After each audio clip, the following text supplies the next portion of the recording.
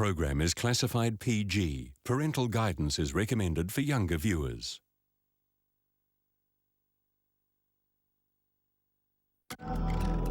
On Secret New Zealand tonight, the story of the greatest cover-up in New Zealand aviation history, the Erebus disaster. How a little black ring binder came to represent all that went wrong.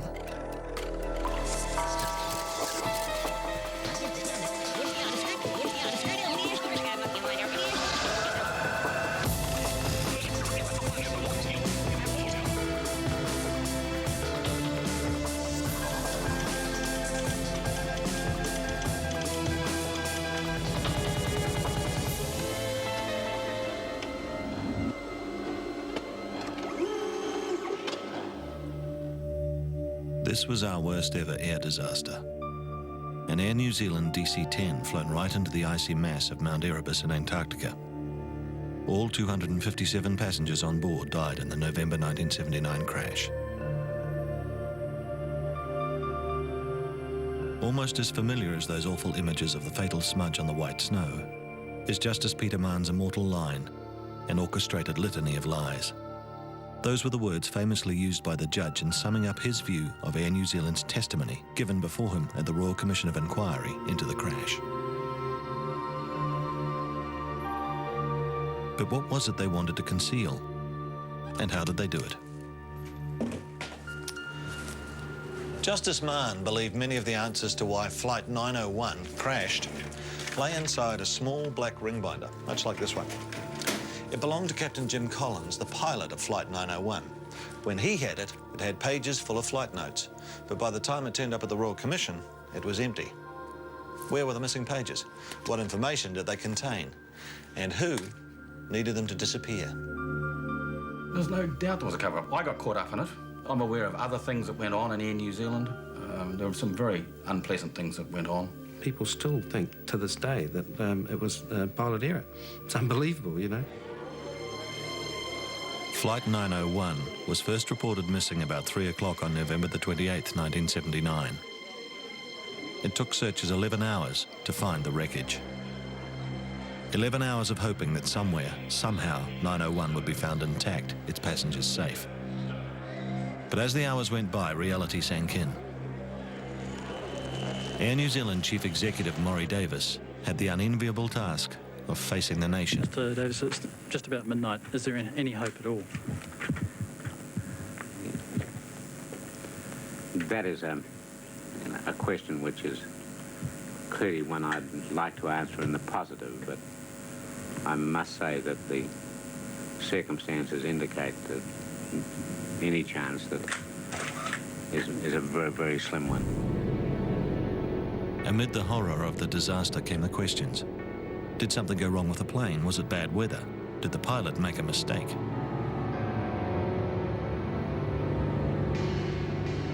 At Air New Zealand, the shock quickly turned to great anxiety in some quarters.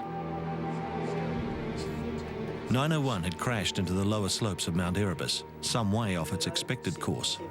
Was it there because the pilot had made a mistake, or was there something wrong with the computerized navigation system?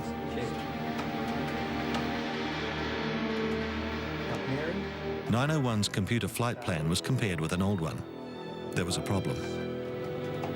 Prior to 901's departure, a navigator in the airline's flight operations section had altered one of the coordinates. It was a deliberate change meant to improve accuracy, but there was a mistake. The coordinate change went from being minor to major, shifting 901's flight plan from here, nearly 30 miles west of Erebus, to here, across the slopes of the mountain. If this change was found to have caused the crash, Air New Zealand could be sued for negligence. The costs ruinous for the airline and possibly its owner, the New Zealand government. Psychologist Mark Vetty spent years studying the cause of the crash. His father Gordon was a senior Air New Zealand pilot at the time. Well, this is probably a highly contentious issue, of course, but we suspect within 6 hours of the accident that they knew the basic cause of the accident. They might not have known the whole complexity of it. So I suspect from a very early stage there was they were working out how they're going to do something about this, because if you know, the American insurers and so on got wind of the fact that it was caused by this factor, there'd have been huge insurance claims against Air New Zealand. While Air New Zealand grappled with its role, accident investigators, including the Chief Inspector Ron Chippendale, flew to the scene. Flight data and cockpit voice recorders were retrieved and sent for analysis. Body recovery teams began their appalling task.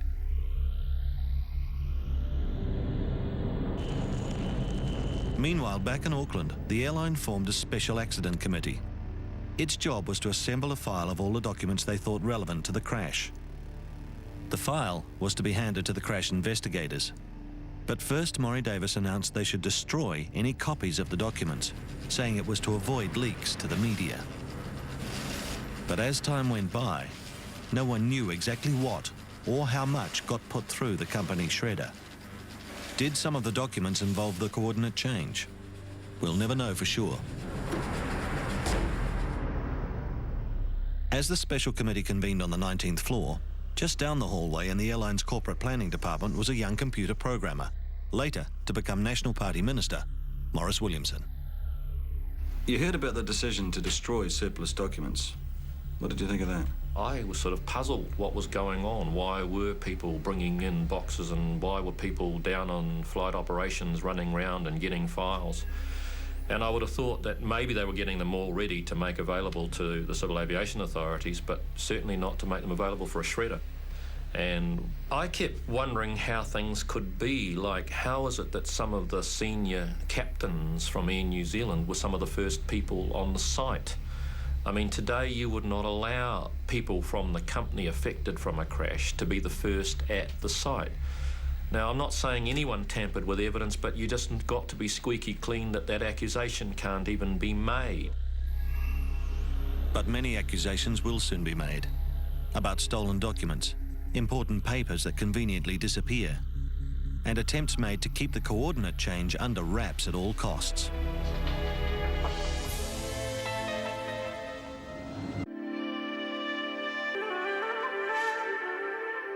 Flight TE901 was Air New Zealand's 14th sightseeing flight to the Antarctic. The 11-hour round trip attracted tourists from around the world. They got to take in the sights of a great untouched wilderness in cocktail lounge comfort. These pictures were filmed just a week before the tragedy for an intended promotional campaign. Within Air New Zealand, the flights were regarded as something of a perk. Only the most senior pilots were ever assigned to them. They were seen as offering the chance to do some real flying in a most spectacular part of the world. The pilot of 901, Captain Jim Collins, was one of the airline's most experienced international pilots. He was described as a meticulous and calm operator. Jim Collins spent the night before the flight at home with his family, going over the Antarctic flight route and describing it in detail to his daughters. It's to be his first Antarctic flight. Nearly 3 weeks earlier, he had attended a special briefing which outlined the route and key landmarks. He had made extensive notes at this briefing, writing them into a ring binder notebook he kept especially for the purpose.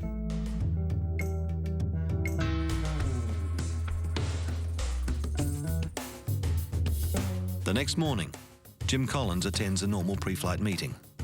He's joined by his co-pilot Greg Casson. It's at this meeting that Collins is handed a printout of 901's computerized flight plan, the series of coordinates prepared earlier by the airline's flight operations section.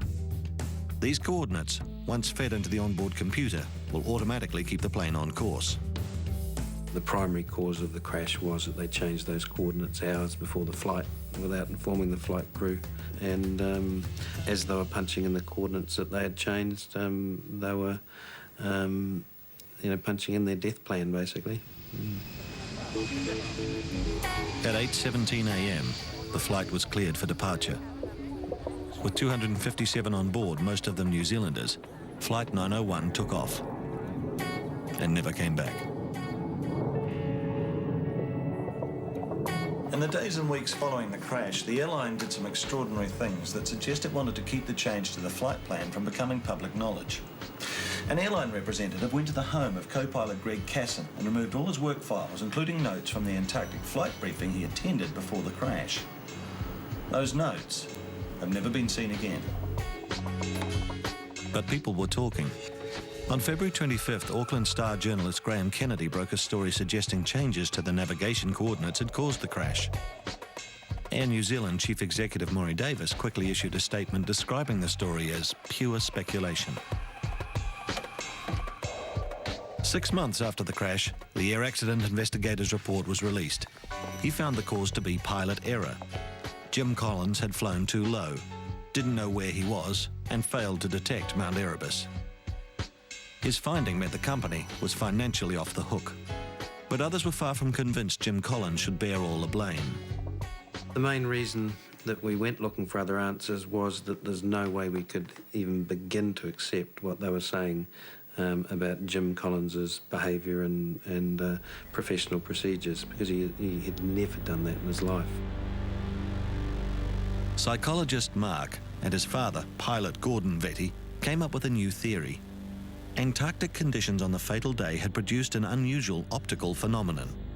These images show how, with a combination of sea fog, a low cloud base, and light reflection between them, a so-called sector whiteout occurred, which obscured the mountain from view while simultaneously producing a vista that appeared clear to the eye. This meant the view from the flight deck looked exactly like McMurdo Sound. Mount Erebus was simply not visible to the naked eye. The theory was reinforced by what was known of the flight's final minutes from the cockpit voice recorder. You could tell by their voice and their attitude that everything was cool. There was no problem. You know, we're flying up McMurdo Sound and we expect to see the daily waypoint ahead of us soon and be able to see Scott Base around to the left in a little while, you know, and then 6 seconds, whoop, whoop, bang, they're dead. No one at any stage said, oh, look, there's Mount Erebus in front of us, you know, because they didn't see it. They had no knowledge of it really even to the last second, except that they were being warned by the aircraft that there was something wrong. You know, and they just flew straight into it. So now Gordon and Mark Vetty knew why Jim Collins didn't see the mountain. They just needed to know why on earth he'd been flying straight at it. When Justice Mahon convened his Royal Commission of Inquiry into the disaster, it was widely expected he would rubber stamp the findings of Chief Air Accident Investigator Ron Chippendale. But Justice Mahon was not happy with the verdict of pilot error. He uncovered many inconsistencies in the airline's navigation evidence and began to focus on the changed coordinates and the failure of Air New Zealand to notify Captain Collins about it. But the airline suddenly had a new twist to offer in the tale. Air New Zealand denied that the change was the cause of the crash. They told Justice Mahon that in fact they'd always had a route that went over Erebus and that this was well known amongst the pilots. They produced documents outlining an old Mount Erebus flight plan. But Justice Mahon wasn't to be so easily deflected. Had the airline told Captain Collins he'd be flying over Mount Erebus or up McMurdo Sound? That was the question. And the answer to that crucial question, in all probability, lay in Captain Collins' black ring binder. The ring binder, in which he was known to write flight notes, very likely contained the details of the airline's own briefing on the 901 flight. There was much anticipation when it became known it had been retrieved from the crash site. That was soon replaced with disbelief when it was presented. Empty. Its pages gone. This is Captain Collins' ring binder, Exhibit 251 at the Royal Commission. It's held here at National Archives in Wellington, hence the gloves. And we've got special permission to examine it. It's made of plastic. It's untouched. It's not burnt. It has some papers inside. In fact, Exhibit 251 and some private writings. It has his name on the front. Pretty obvious. And the clip, as you can hear, works perfectly. So I have to say, it's in pretty good order. But what happened to the pages inside? The pages that Jim Collins' family and friends say contained his flight notes. Well, that's the question that Justice Peter Mahon asked and couldn't seem to get an answer to. No one, it seems, knew anything about it. It was revealed at the inquiry that the empty ring binder had been returned to Captain Collins' wife, Maria, 2 weeks after the crash. That was done by airline representative Bruce Crosby. Crosby told the inquiry the ring binder was empty probably because it was found that way at the crash scene. Or maybe someone had removed the pages because they were damaged. He said he'd got the ring binder from another Air New Zealand employee, Ian Hambley. Hambley used to be an airline steward. In the aftermath of the crash, he worked with the police in Auckland identifying crew remains and belongings as they were brought back from the ice. He was stunned by Bruce Crosby's evidence. Thanks, mate. And I was amazed because he said that he'd got it from me. Now, he was holding it up in court and I hadn't seen that ring binder. It certainly hadn't come from me. Ian Hambley, seen here on the right, talking to Captain Collins' widow Maria at the inquiry, told Justice Mann of Bruce Crosby's mistake. There were now two vital questions. How did the ring binder get back from Antarctica? And where were the missing pages? Our investigations have taken us right back to the immediate crash site and to some of those first on the scene. The ring binder was produced by a witness who said that it had been found on Mount Erebus with no pages in it. Now, I knew that wasn't correct. Police Inspector Greg Gilpin is speaking for the first time on television about what he knows about the ring binder.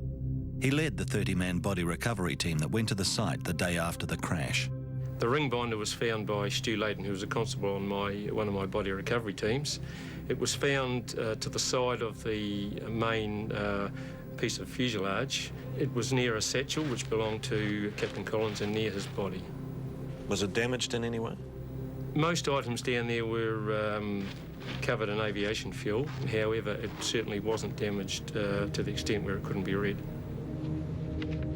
There was technical writing inside the cover on the pages, figures, and I knew that it was obviously something to do with flying aircraft. I mean, I considered that it was important, and I placed it into a plastic bag and sealed it, and took it to the top of the crash site to an area that we'd set aside for property that was located, and then it was later flown back to McMurdo by helicopter. The ring binder was recovered with its pages intact, and yet within 2 weeks, those pages were gone.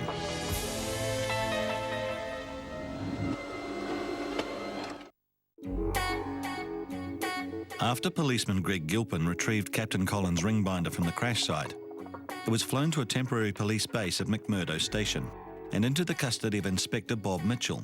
He recalls showing it to one of the crash investigators. He had a look at the numbers and things that were written in the book, and there was nothing there that he thought could assist. And so he handed it back, and it just went back in the plastic bag, and that was the last I saw of it. Both Greg Gilpin and Bob Mitchell saw the ring binder with pages of flight information in it, which raises a couple of interesting points.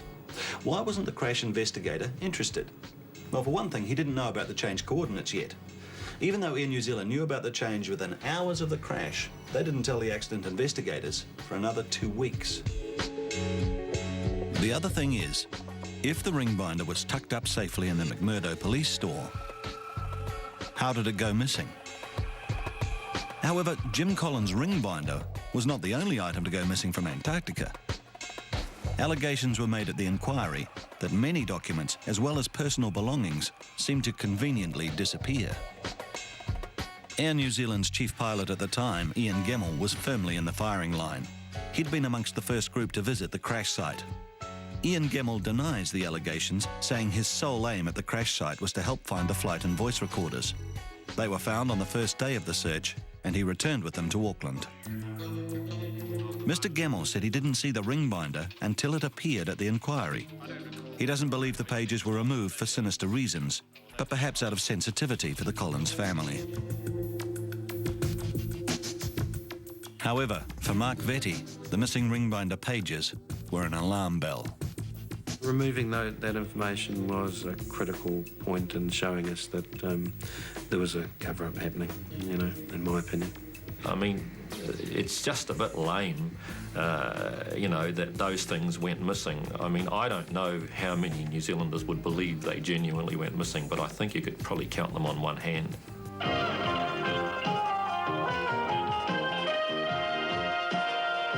Television New Zealand News with Philip Sherry. Good evening. The report of the Royal Commission of Inquiry into the DC-10 disaster in Antarctica has finally been released. Justice Mahon found that the coordinate change and the airline's failure to tell Captain Collins about it were the primary causes of the crash. Then there was his famous orchestrated litany of lies comment.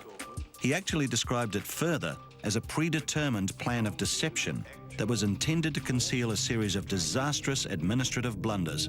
There was uproar. Prime Minister Robert Muldoon came out in the airline's defence and publicly challenged Justice Mahon. Instead of all these interviews aimed at justifying himself, to just come out point blank and say, I accuse so-and-so of a conspiracy. Air New Zealand took Mahon to the Court of Appeal. The court did not challenge Mahon's key findings on the cause of the crash, but was critical of the grounds behind his now famous orchestrated litany of lies comment. Justice Mahon, reeling from the political attacks, was shattered by the outcome. He resigned. Later, he made an appeal to the Privy Council, but it was not upheld. Justice Mahon died in 1986. His Erebus report still not officially recognised by the New Zealand government. Well, Peter Mahon probably did something that's almost unforgivable. He found something different to what the government wanted. I mean, clearly the government, who was exposed to huge payments if things were wrong, would love the Royal Commission to have just rubber-stamped the Chief Inspector of Air Accidents findings, which its pilot shouldn't have continued at low flight and it was his fault for flying into a mountain. It wasn't until 1999, 20 years after the accident, that Mahon's report was officially tabled into Parliament by Maurice Williamson. I felt that Captain Collins was dealt a dirty deal by being found to be to blame. And so I said in the Parliament on that day, you know, this is giving recognition to something that we need to learn from in the future. It just took all so long, and of course, really, it didn't change public opinion. You know, people still think to this day that it was pilot error. It's unbelievable, you know. So that's the sad thing. But the saddest thing is that political influences can cloud the reality of a case like this, and therefore prevent the lessons that needed to be learned getting out for so long.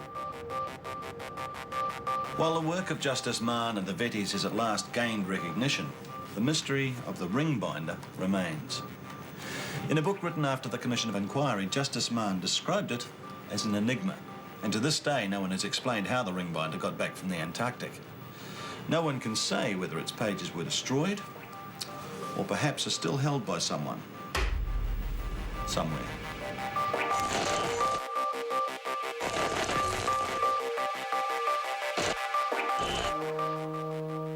Next week, New Zealand's greatest maritime mystery, the Joy Eater.